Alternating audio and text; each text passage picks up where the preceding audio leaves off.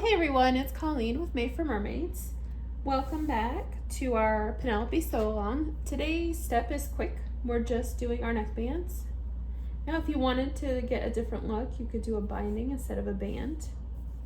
I'll link the Knit Binding 101 blog post in today's post in case you want to do that.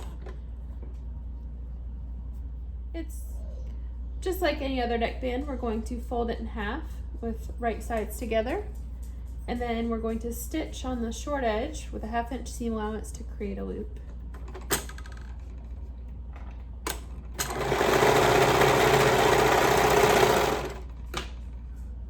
Now we'll fold it back onto itself with wrong sides together,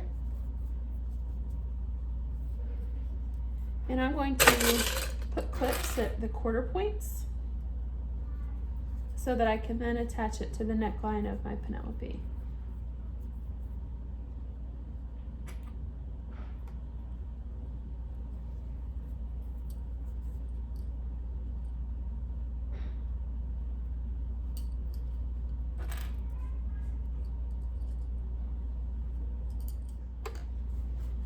I've also quartered the neckline. There's one at the middle front, middle back, and then the other 2 quarter points. Remember that the shoulder seams are not actually quarter points. Once you've marked those, we're going to match them up. So neckband to neckline, matching up the raw edges.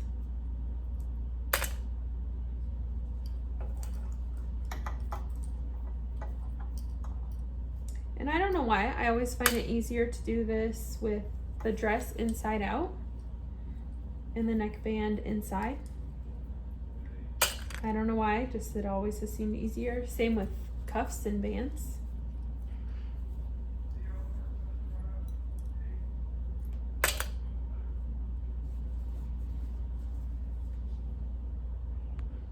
And then we'll attach that with a 1/2 inch seam allowance.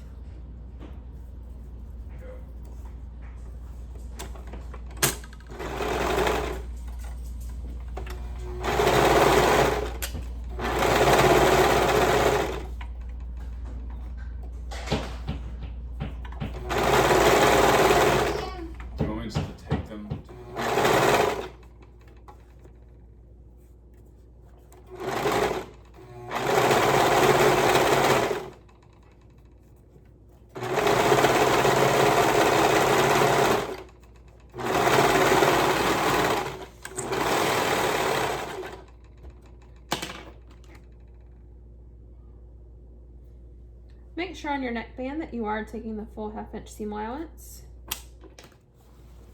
We see that pop up in the group a lot too, where people are just concerned that their neckband looks just a little bit off. And typically it's because they didn't take the full 1/2 inch seam allowance. You wouldn't think that that extra 1/4 inch or however much makes a big difference, but it really does. Of course, if you would like, you could also top stitch your neckband. I typically don't for my daughter. I don't know why. I do a lot on my son's clothing, but I just don't prefer that look on my daughter's. I don't know what the reasoning is, but anyway, if you don't want to top stitch, you are all done for today, and we'll see you back tomorrow for our last day. See you then.